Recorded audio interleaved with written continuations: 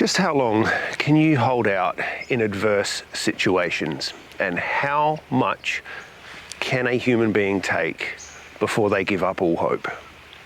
That's one of the main themes in today's book, Viktor Frankl's Man's Search for Meaning. Let's see what it's all about.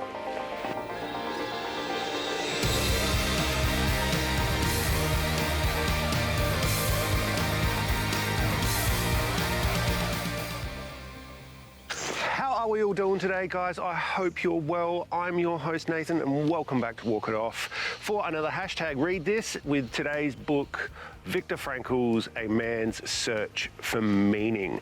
Now, I'm going to give you a big, giant Surgeon General's warning on this one. It is a pretty harrowing story which takes place at Auschwitz in Nazi Germany during World War II.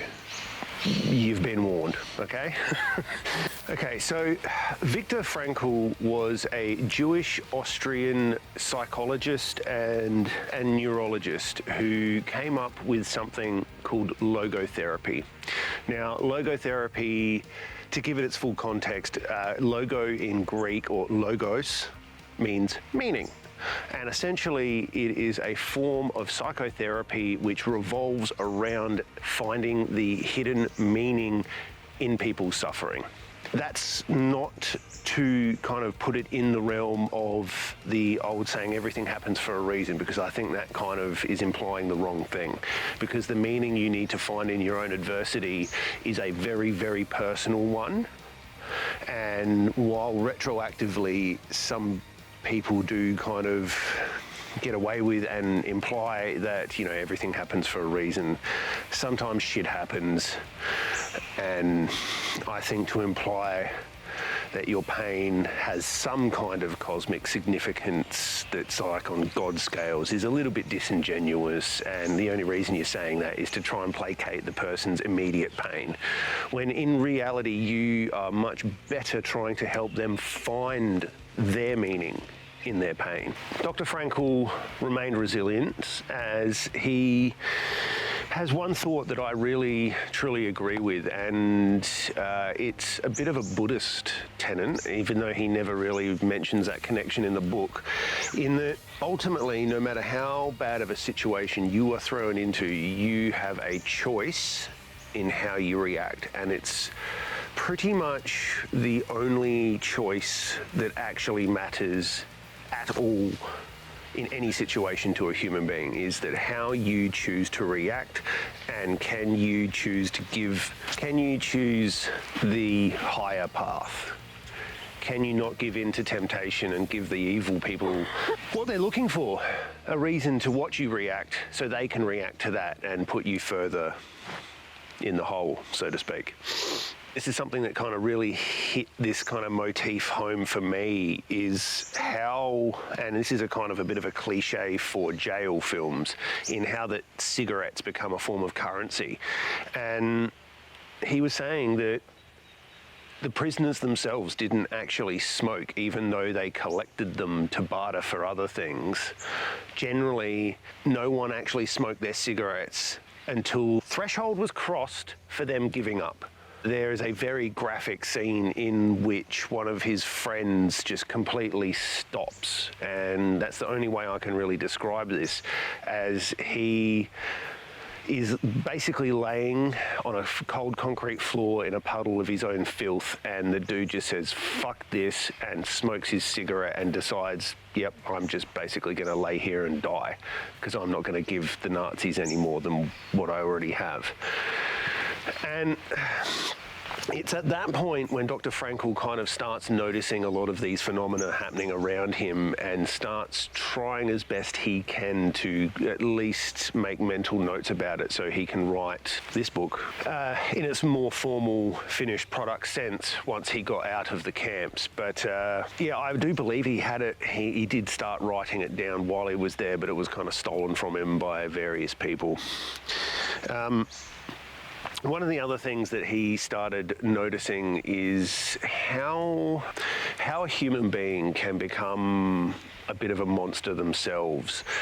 So there and I can't remember the scientist's name off the top of my head, but there's a study called the Stanford Prison Experiments conducted at the Stanford University, where a classroom was divvied up into prisoners and guards, and they essentially made a mock prison. And I think the experiment was meant to run for about 2 weeks, but within less than a week, the guards had started exhibiting psychopathic behaviour, and they started picking favourites and playing the prisoners against each other, and just lots of cluster B personality type behaviours that started emerging. All these pathological behaviours started emerging from the prison guard students, and so they had to call it short because there was a few instances where violence started to happen. And what Dr. Frankl noticed is the rates and causes of how fast a person would kind of turn on their fellow prisoners, and the word he used for these guys is a capo. And in many regards, Viktor recalls them as being worse than the actual SS officers. Apparently, the second camp that Dr. Frankl went to, the SS officer was actually one of the most altruistic people he'd ever met, in that this Nazi soldier would actually use his own pay to buy clothes and blankets and food for the prisoners. It shows how quickly the instinct towards self-preservation can be manipulated in a human being. So Dr. Frankl's writing style is quite personal. The way that it's written is structured more akin to you're reading someone's diary, and then in the last third of the book it becomes his analysis of the diary he wrote during that period, and it kind of touches on the foundations of what went on to become the thing that he's known for in logotherapy. And he takes a lot of quotes from classical psychology and philosophy. There's more than a couple of Nietzsche quotes in there. The one that really hit home for me, and I think really kind of nails the overall mood and thought process throughout the book, is that Nietzsche once said that a man can endure almost any how so long as he has a sufficient why. And that is really the crux of what this book is all about. And like I said, the writing it's not particularly formal, but because of the time period when it is written, I feel that people kind of speak in a much more formal way back then, and there's no kind of modern slang put into it or edgy. There's no out of place edginess that someone today would write it just for attention. Okay, so the events that are happening throughout this book are so tragic that it doesn't need that.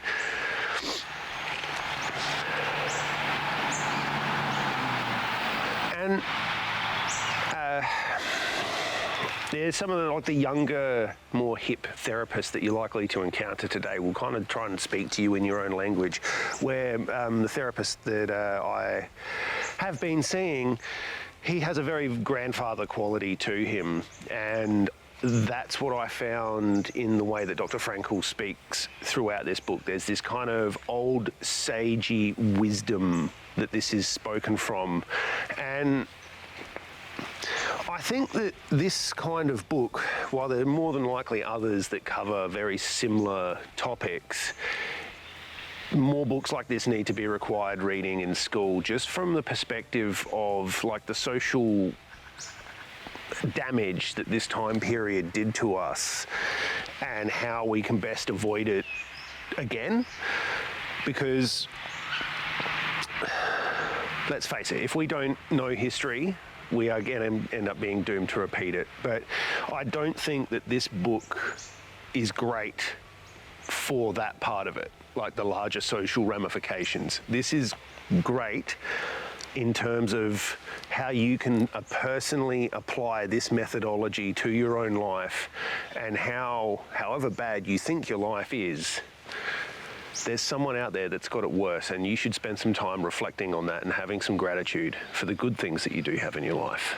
Because at the end of the day, you're not stuck in a Nazi death camp where you've watched your friends die and you've gotten out and found out that your whole family, including your parents and wife, have also been put to the chambers. That hasn't happened. And while I'm not minimising anything that you're going through in your life, have a little bit of perspective. Things probably are nowhere near as bad as you think they are. And that's why you should read it. I nearly just said, and that's why you should check out today's sponsor. It may be a little bit harrowing for anybody to read, especially if you've got Jewish ancestry in any form, but I think it is one of the most important books to come out of the 20th century. So, as usual, guys, this is a great read. You should definitely check it out. It's on my top 100 list of mental health books. It's well worth your time, and it's quite short. You could probably get through it in an afternoon. Yeah, recommend me some more reading material, people. I'm starting to run out. And yeah, I'm Nathan. This has been Walk It Off. I'll catch you next time. Take care of yourselves, take care of each other, and go outside. Get better and be awesome. Catch you next time, guys.